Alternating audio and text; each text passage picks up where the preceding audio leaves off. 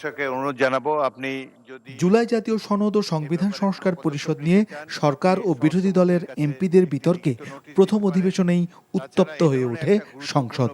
আমরা এখানে সোভারেন পার্লামেন্টে এখতিয়ার নিয়ে এসেছি, আমরা আর এখানে না থাকি।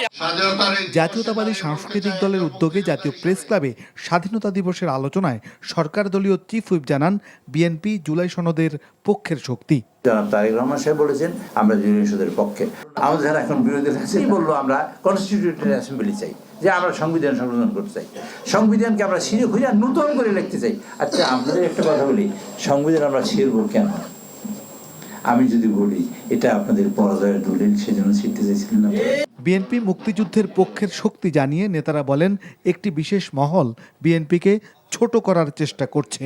আজকে আওয়ামী লীগ যেমনি পাকিস্তানের প্রধানমন্ত্রী হতে চেয়েছে, আর আরেকটি শক্তি পাকিস্তানকে টিকিয়ে রাখতে চেয়েছে, আর এখানে একমাত্র বিএনপি যারা এই দেশের জন্য লড়াই করেছে এবং লড়াই পরবর্তী সময় লড়াইয়ের স্বপ্নটাকে বাস্তবায়নের জন্য বিএনপি গঠন করেছে।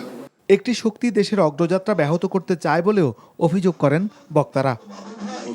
Hasan Mahmud, NTV news, Dhaka.